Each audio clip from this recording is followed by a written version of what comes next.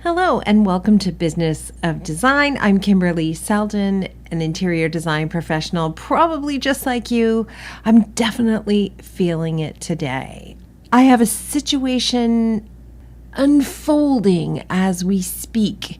I'm not going to talk about it yet. I'm not ready to process it. Like, man, oh man, oh man. Where do you draw the line sometimes with clients? And I had to draw a pretty hard line in the sand today with clients. I'm going to tell you about that in 2 weeks. I'm going to let it percolate and marinate a little. In the meantime, I am going to answer a question I get repeatedly, and it has to do with getting that repeat business. So many designers, talented designers, hardworking designers, designers with integrity, lovely people, they will hire me for coaching and they'll say, I am not getting repeat business. Why not? And I want to try to answer that question today because I can assure you, I came from a very entrenched position where I had 0 repeat clients for many years. It baffled me. Today, it doesn't baffle me at all. I completely understand why I didn't have repeat clients. And the answers may surprise you. My answers, anyway, the answers I think resonate for me and resonate for other designers I've spoken with. So we're going to talk about how to gain that coveted repeat business.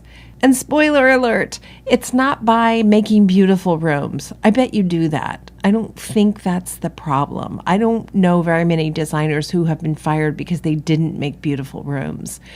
Often when I'm the second person in or the third person in or the fourth person in, the client has already gone through a couple other designers. I walk into spaces that look pretty good, just unfinished. Not always, but most of the time. That means I think we can assume that you're already doing beautiful work. So that can't be the reason you're not getting repeat business. Let's look at what the reasons are. And I am going to jump into announcements with Cheryl Horn really quickly and then get right into having this important conversation about getting that repeat business. Episode 238, repeat business. You want it, you gotta have it, you gotta get it. I know Cheryl is having also, like me, having a crazy busy day looking at the calendar and wondering where summer has gone. I can't believe it's already September. So for today, I just want to sort of throw out a couple of dates to mark your calendars. The next 2 BOD live member meetings are up on the website. In September, we're going to be talking about your operations manual, specifically best practices for implementing an operations manual in your office. Whether you're a solopreneur or you have staff working for you, we want members to share how their operations manual is working for them, what works, what doesn't, in terms of really using it within your office to implement those systems and get staff to either be using it or how to use that operations manual to prepare to hire and what you do with it if you're on your own. So again, that's BOD Live. We're going to be talking about your operations manual. That's Wednesday, September 29th at 1 p.m. EST. Details are on the website. And then coming up in October, on October 27th at 1 p.m. EST, again, that's a Wednesday, for BOD Live, we're going to be talking about your A-team. It's a hot topic. It always ends up coming up, questions about trade, suppliers, discounts, everything along those lines, always ends up coming up in other member meetings. So we thought we'd dedicate one to it. We also get a lot of questions about the trade partner agreement, which is available in the BOD shop, whether or not you're using that or you have your own contract that you use with your A-team. We always get questions about that, so we'll cover that as the topic. So again, mark your calendar, September 29th and October 27th for the next 2 BOD lives. And of course, if you're a member of Business of Design and there's, a topic that you want to talk about, whether you want to lead the meeting or you just have questions for your fellow members, please reach out to me. We'd love to get some topics on the calendar that you really want to talk about or hear about. So reach out to me, Cheryl at businessofdesign.com, and we'll make sure we get those on our list. And I've got one more announcement that does come along with a couple of save the dates. We have just opened registration for Business of Design's Elite Retreat Santa Monica 2022. The actual event dates are Thursday, April 28th to Sunday, May 1st, 2022. But the second date you're going to want to add to your calendar is that we currently have early registration where you can save $300 until December 15th. So make sure you register early. If you are a Business of Design member, you are going to access preferred pricing on all of our events and our products in the BOD shop. But for the BOD Elite Retreat, members are going to save an additional $500. So make sure you are logged into your account before you get your ticket. Complete details are on the website, but again, make sure you get in on early registration before December 15th to save $300.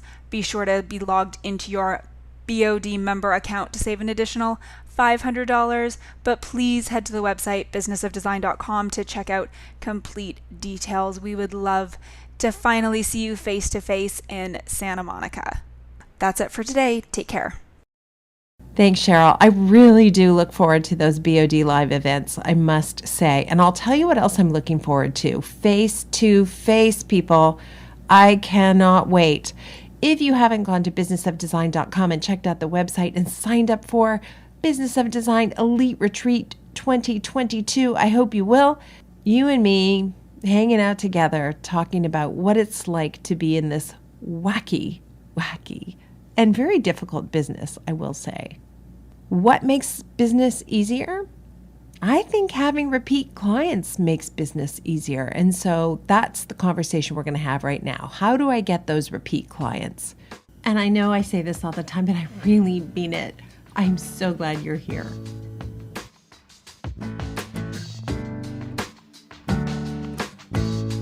Welcome to the Business of Design podcast with Kimberley Seldon.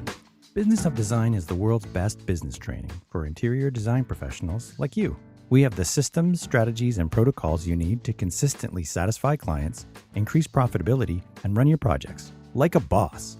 Unlike traditional coaching, BOD is a fast track to immediate results. Don't try to do this alone.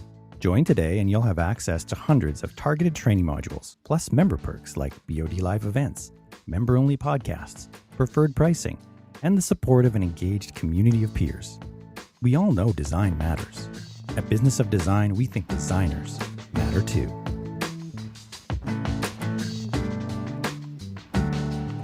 For so many years, I couldn't figure out why I didn't have repeat clients. I mean, I'm so nice. I try so hard. I'm willing to do everything you need me to do, including sacrifice my evenings and sacrifice my weekends, right? What more do you want?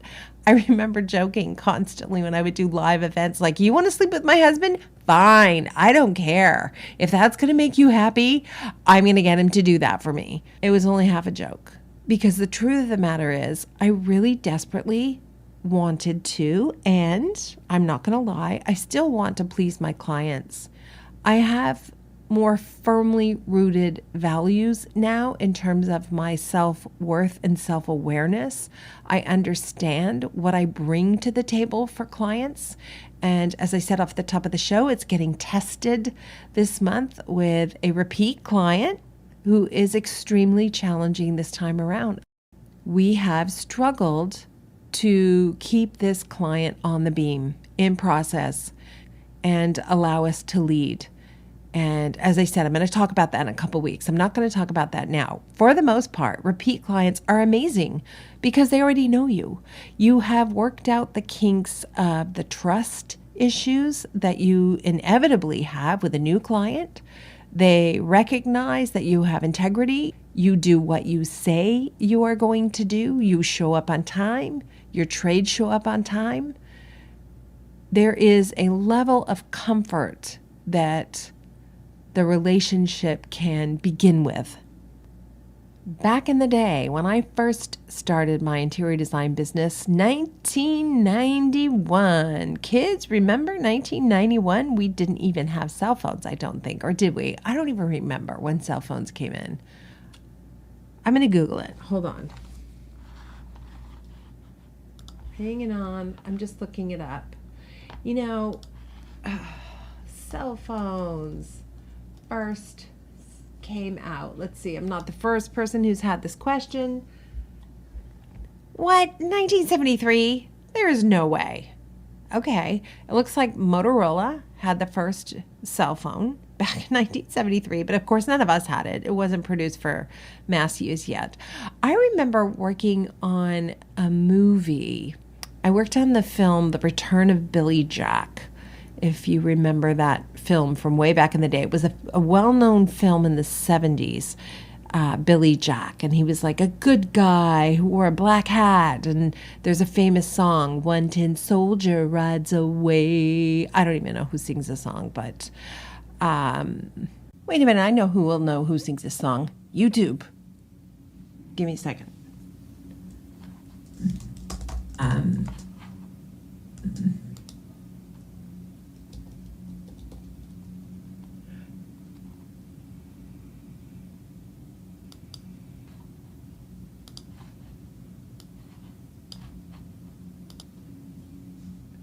Here you go.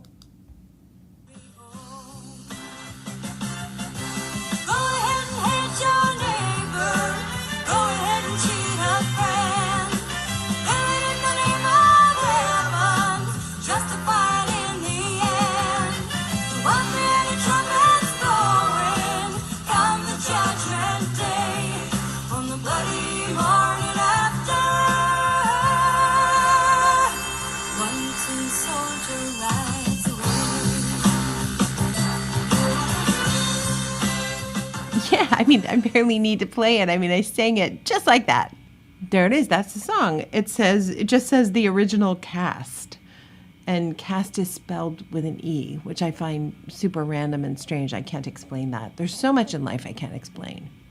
Yeah, so I worked on The Return of Billy Jack. And Billy Jack, otherwise known as Tom Laughlin, and that was a crazy ride, let me tell you. But Tom Laughlin had a car phone, but it was like a huge box, and it took some setting up.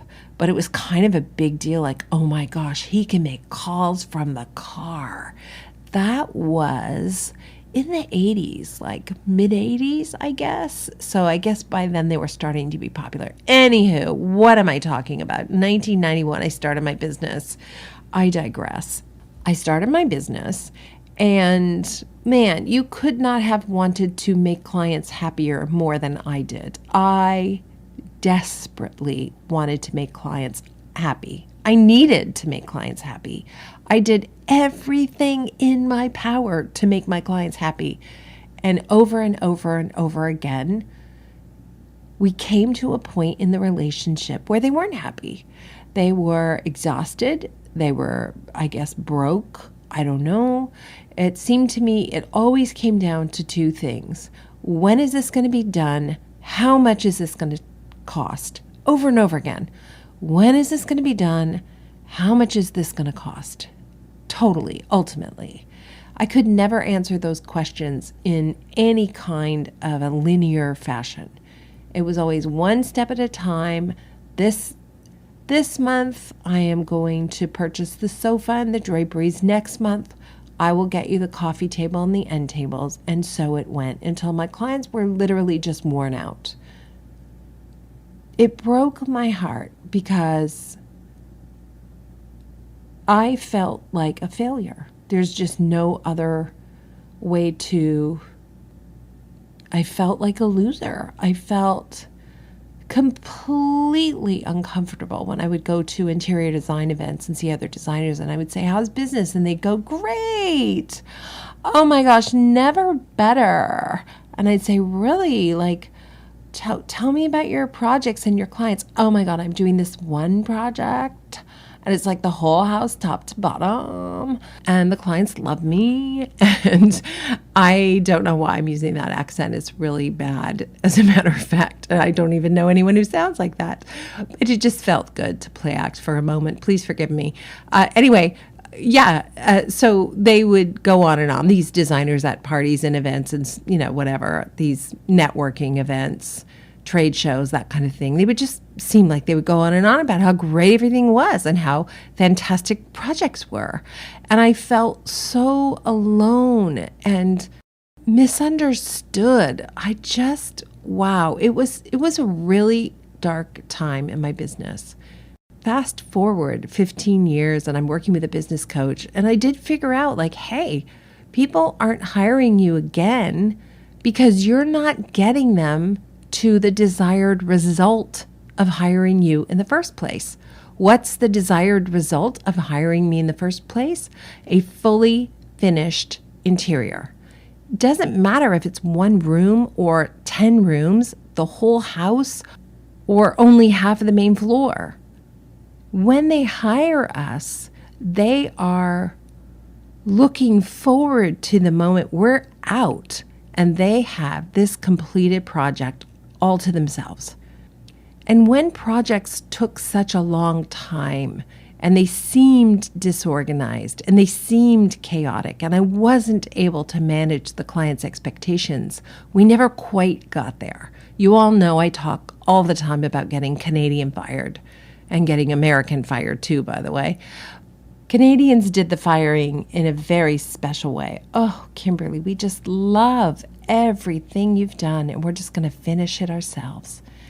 And when a project is interrupted, it doesn't matter if it's 70% done or 80% done. When it's interrupted at that point, it's not 100% done. And if it's not 100% done, that means that I didn't fulfill on the entire reason I was hired. I fulfilled on a portion of it, but who's looking to hire someone to get 80% of the job done? Nobody, right? Most people hire a professional because they wanted 100% done. I wanted to do that, but without process, without systems, without boundaries, I wasn't able to get the job done before the client ran out of patience, money, time, whatever. And a lot of my projects ended right there, 70 or 80% done, so close and yet so far away. So that's the first reason I think interior design professionals don't have repeat business. I know this is hard to talk about. I know you don't want to say these words out loud.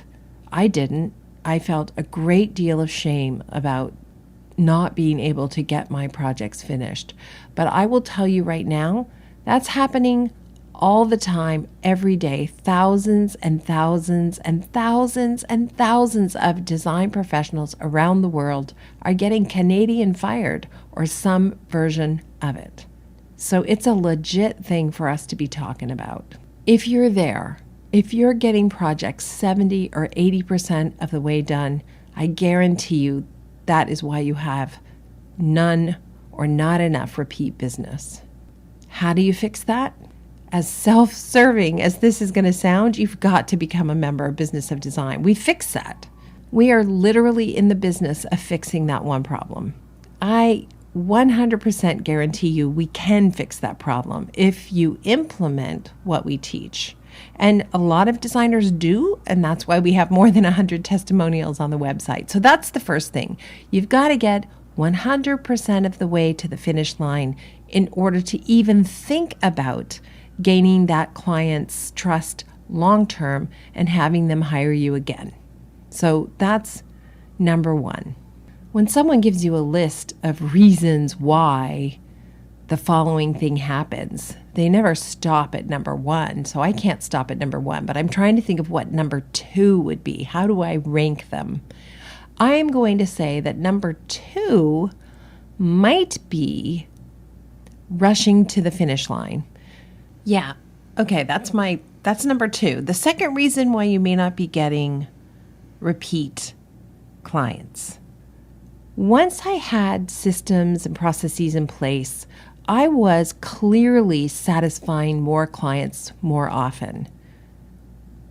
In fact, I got so good at satisfying my clients, I began to gain a reputation and then had more clients, more and more and more clients, more and more and more projects. When that happened, I found myself in a position where the clients would say, hey, Kimberly, I know we said we're just going to do the kitchens and the bathrooms now, but everything is going great. And we're thinking we may as well add the living room and the dining room to the project right now.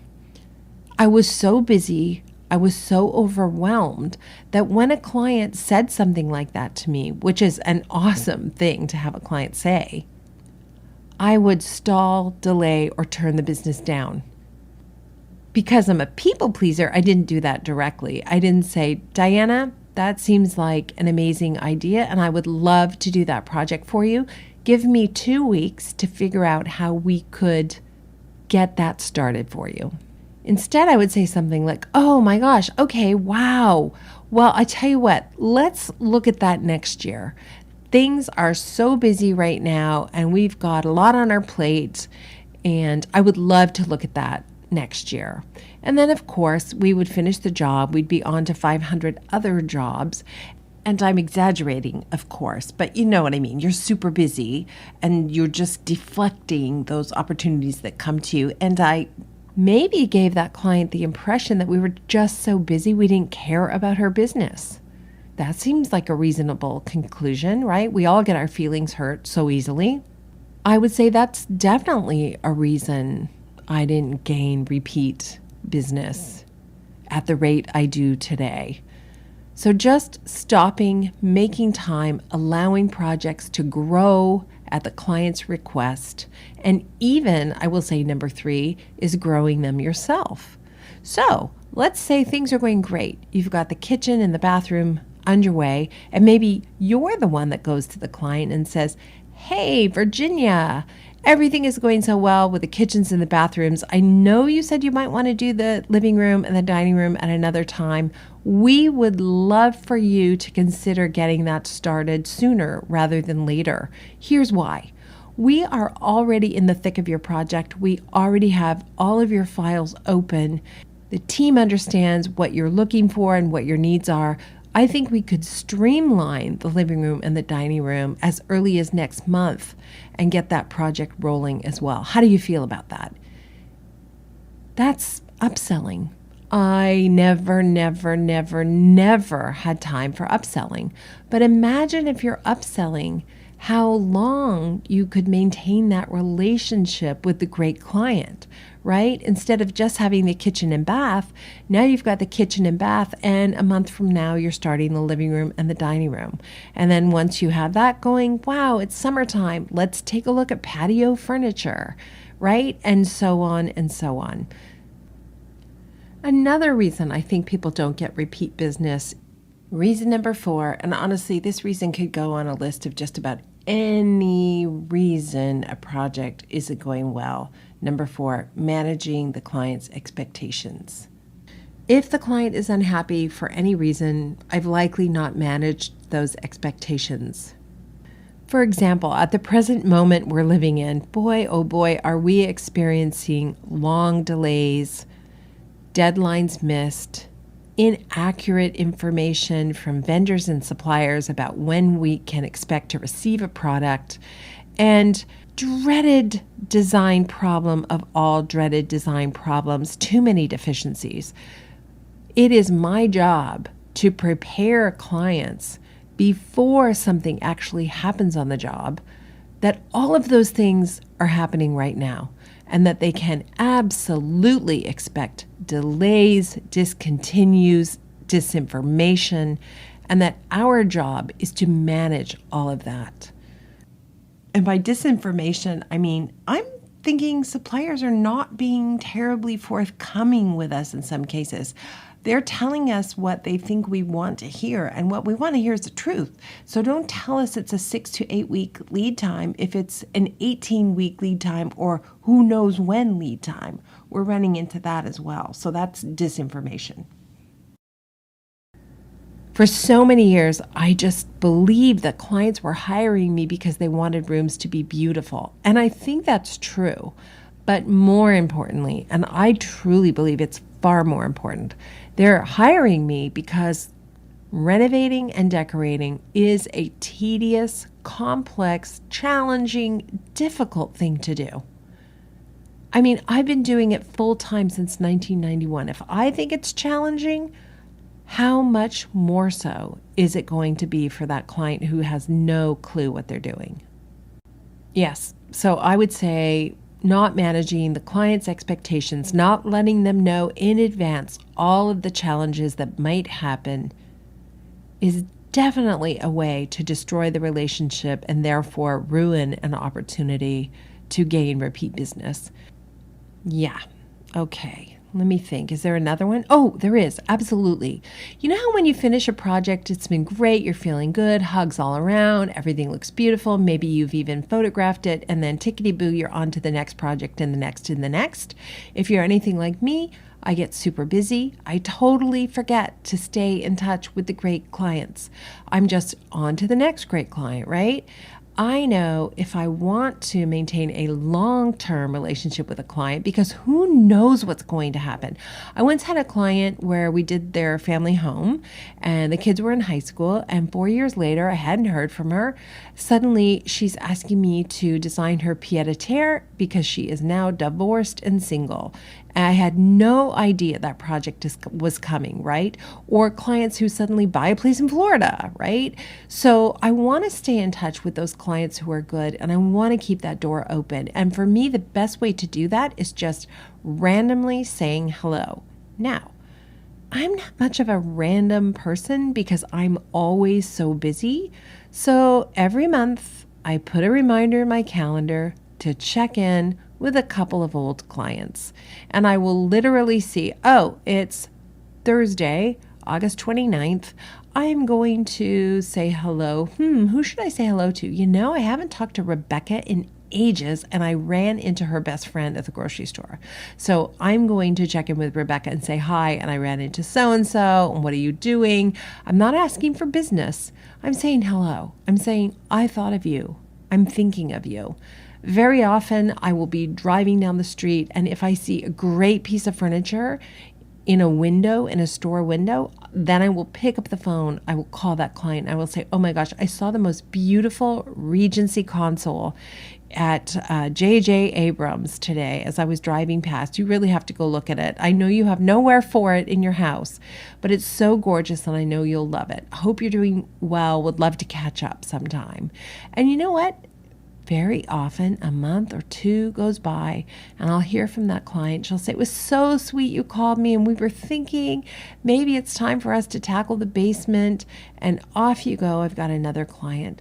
And so I think it does matter if you keep yourself inserted in their lives in some way that feels genuine. And obviously, we're only going to do this for the clients that we love. It is worthwhile staying in touch with customers who've been wonderful. And don't be shy. If it's been 5 years, say, where has the time gone? I want you to know I thought of you recently when the following thing happened, and then make that connection. I think, honestly, that is going to get you to the place where you have repeat clients. That and one last thing. Absolutely. Oh, hold on. This is my contractor. Hold on. I got to answer this call. Hey, how are you? I'm okay. How are you? Oh my gosh. How intense was that? Pretty intense. I'm glad to be in my car. Oh, I can't believe you were on site and I was just on the phone and I was like walking around pacing as we're having the conversation. You did a great job of de-escalating. Wow. De-escalation. That is exactly right. Okay, I'm in the middle of recording a podcast. Can I call you back in 2 minutes? I'll call you back. I actually Oh. have a doctor's appointment from 3 to 4. Oh. So I have a massage. Oh my gosh, you have a massage. You are a genius. You need a massage, and I would also ask them to burn some sage while you're in there. Okay, all right. I will call you back. Where were we? More information in 2 weeks. Yeah, ask for the business. That's the last tip. Let the client know that you want to work with her again or you want to work with him again, that you are excited for the opportunity to decorate their next cottage, help them build the cabin. You want to go to Florida with them and get involved in the new townhouse, whatever it is. Let them know that you really want to work for them. Oh, I've got to tell you one more. This is really important, I think. And it came up on a members-only podcast, and I think it was Lindsay Gelberg who said it. And so it's a really, really good reminder. Be a go-to resource for clients. If a client has a flood in the basement, let's say, get involved. See what you can do to help. And that's another reason to keep checking in so you find out about things like that. I have clients who call me, 3-4 times a year because, they need a new roof, they need a new windows, and I will drop everything to help them because I know we're going to do another multi-million-dollar project with them in the next couple of years. Be that person who assists when the time comes. Now, I don't have a massage book for today, but boy, oh boy, do I wish I did. You guys are my massage, and thank you so much for being here. Let me know if you have a tip for getting repeat business. Until next time, stay well. Thank you for being part of the Business of Design community and supporting BOD's mission to improve the industry one design business at a time. It's time for you to take the next step and join Business of Design. Like thousands of design professionals in 50 countries around the world, you'll find the systems, strategies, and protocols you need to dramatically improve your business and transform your life. What are you waiting for? Start today